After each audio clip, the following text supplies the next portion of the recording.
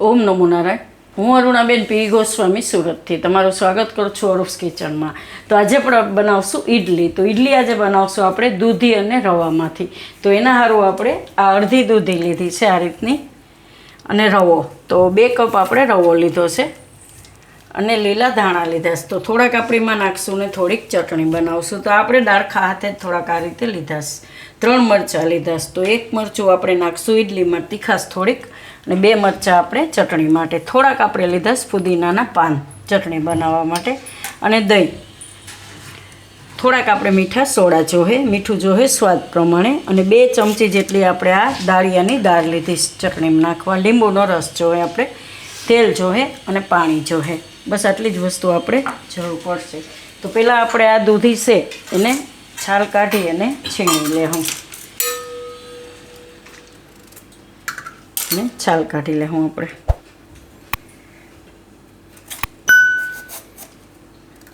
આ રીતે આપણે છીણવાની નથી, છીણવાનું ભૂલાઈ ગયું. ખાલી આપણે છાલ કાઢીને ટુકડા કરવાના છે. તો આને છાલ કાઢી લીધી છે આપણે. તો આને આ રીતે આપણે ટુકડા કરી લેવું.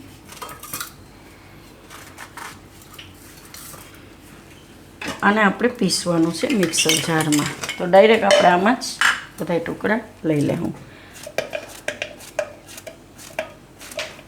તો આમાં આપણે દૂધીના ટુકડા કરી લીધા છે. હવે આ મરચું એમાં આપણે ટુકડા કરીને નાખી દેવું આ રીતે.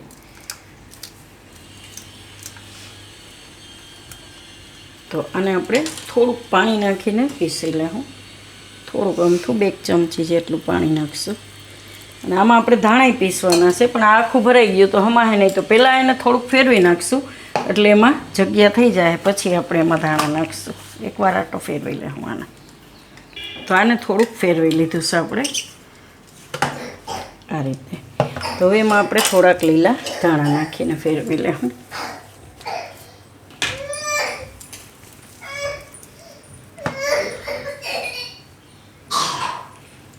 તો આમાં થોડુંક પાણી નાખીને પીસી લેવું આપણે. તો આને આપણે પીસી લીધું સારી રીતે. તો આને આપણે એક વાસણમાં લઈ લેવું. આમાં ધાણા ભાજી ને બધું, મરચાં, ધાણા ભાજી અને દૂધી. તો હવે આમાં આપણે નાખી દઉં આ રવો. પહેલાં એને મિક્સ કરી લેવું.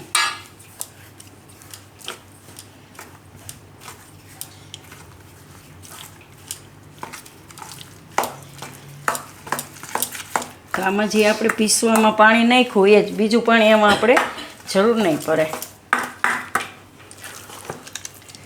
જો દૂધીનું પાણી હોય એમાં જ આ અસલ પલળી જાય. તો આમાં આપણે થોડુંક દહીં નાખી દઈશું, 2 ચમચી જેટલું.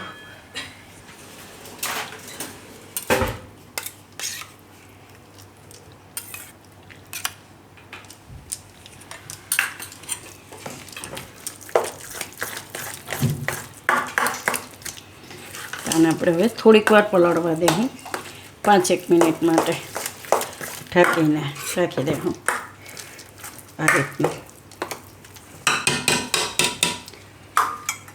અને ગેસ ચાલુ કરી દઉં આપણે. આમાં પાણી ગરમ, પાણી આમાં ભરી લીધું.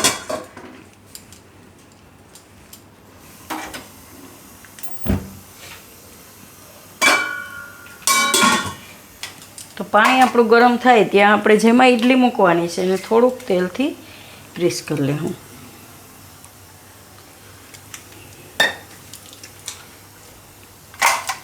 આ રીતે બધા એમાં તેલ લગાવી લેવું આપણે.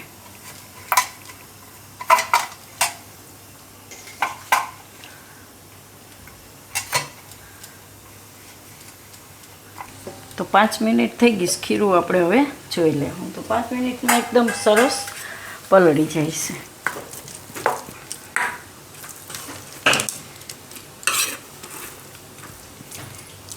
તો આમાં આપણે હવે થોડાક સોડા નાખશું, મીઠા, થોડોક લીંબુનો રસ, થોડોક ચટણીમાં નાખશું. તો આને મિક્સ કરી લઈશું.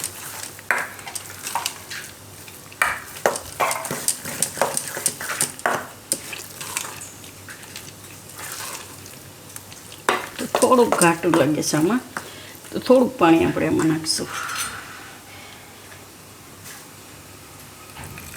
આ પહેલી વાર આપણે એમાં પાણી એક્સ્ટ્રા નાખ્યું જ નથી, જે દૂધી પીસવામાં નાખ્યું હતું એ છે, એટલે થોડુંક દહીં નાખ્યું હતું, બાકી પાણી આપણે ઉપરથી બીજું નાખ્યું જ નથી. તો પલળી ગયા પછી જરૂર પડે તો થોડુંક પાણી નાખી દેવાનું એમ.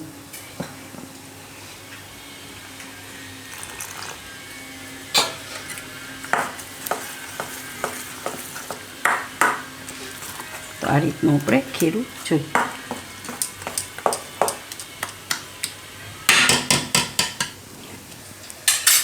તો આને આપણે ઇડલીમાં આમાં ભરી લઈશું.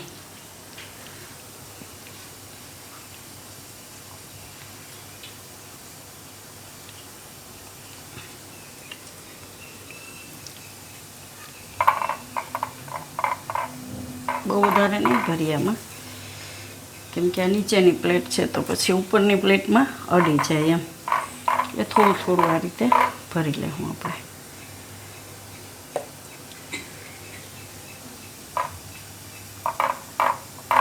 તો બધી પ્લેટ આપણે આ રીતે ભરી લેવું.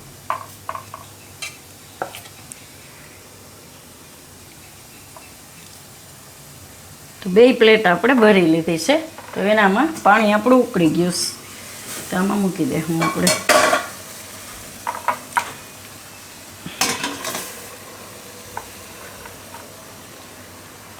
તો આને આપણે 6 થી 7 મિનિટ બફાવા દઈશું. તો આપણે બફાય ત્યાં ચટણી બનાવશું અને ભેગી ખાવા માટે ઇડલી ભેગી. તો આ મિક્સર જાર લીધી છે, એમાં આપણે આ પુદીનાના પાન નાખી દઈશું.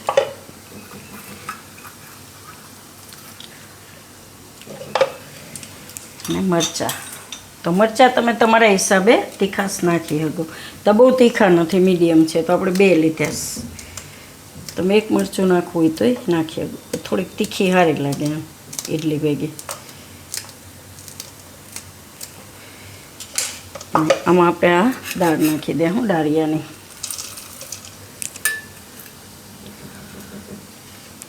અને દહીં, 2 ચમચી જેટલું આપણે દહીં નાખી દઈશું.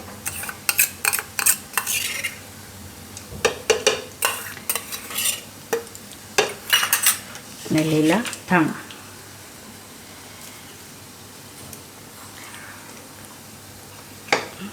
થોડોક લીંબુનો રસ નાખીશું.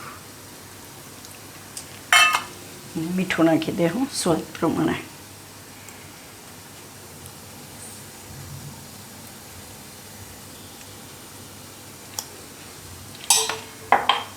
થોડુંક પાણી નાખશું આપણે.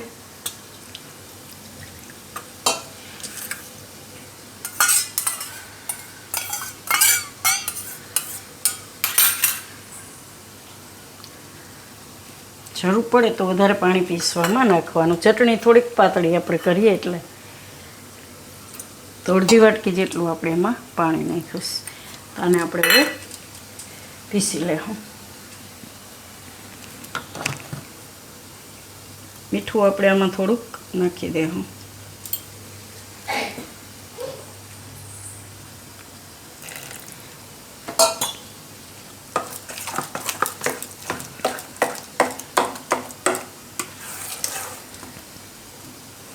તો આને આપણે પીસી લીધી ચટણી આ રીતે એકદમ મસ્ત.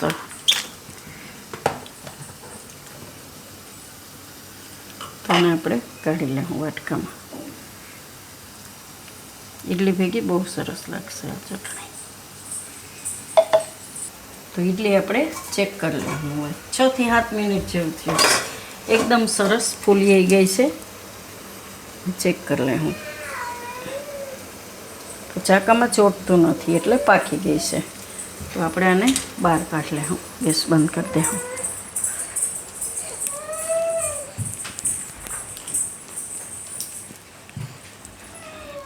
અને બહાર કાઢીને થોડી વાર ઠંડુ થવા દેવું, પછી કાઢશું. તો ઇડલી ઠંડી થાય ત્યાં આપણે બીજી મૂકી દેવું. તો આને આપણે વાટકીમાં મૂકી દેવું.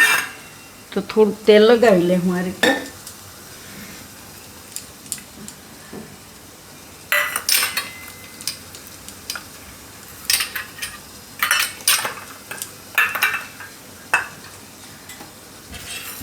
કાઢી લઉં વાટકીમાં.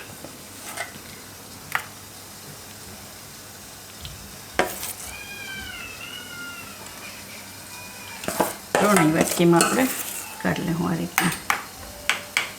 તો ત્રણેય વાટકીમાં આપણે કાઢી લીધું છે અને પાણી તો આપણું ગરમ જ છે. તો એમાં આ રીતે આપણે ઓલું કાણાવાળું છીબું રાખી દીધું. તો એમાં વાટકી ત્રણેય રાખી દે હું આને બાફી લે હું 5 થી 6 મિનિટ. તો આને આપણે હવે કાઢી લે હું બહાર. તો આ રીતે ચાકુ ફેરવી ઊંધું એટલે થોડુંક ઠંડુ થાય ને એટલે નીચે ચોટે નહીં. નકર શું છે કે આ નીચે ચોટી જાય આમાં, એટલે થોડુંક ઠંડુ થવા દેવાનું એમ. આને આપણે પ્લેટમાં કાઢી લેવું. એકદમ મસ્ત જારીવાળી ઇડલી આપણી થઈ ગઈ છે. જો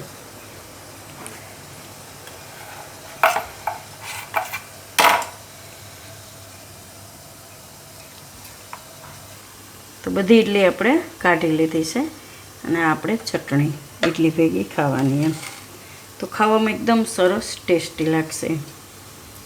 તો બીજું કર્યું એમાં મીઠું નાખી દીધું છે. આમાં મીઠું ભૂલાઈ ગયું હતું તો તમે તમારી રીતે એડ કરી દેજો મીઠું. તે આપણે ખીરું મિક્સ કરી ત્યારે જ. અને ચટણીમાં આપણે થોડુંક મીઠું એક્સ્ટ્રા થોડુંક નાખ્યું છે એટલે ચટણી ભેગી ખાય એટલે મોરી નહીં લાગે એમ. તો તૈયાર છે આપણી દૂધી અને રવાની ઇડલી.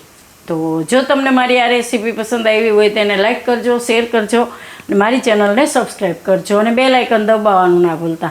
કમેન્ટ કરીને કહેજો કે તમને કેવી લાગી આ દૂધી અને રવાની ઇડલી.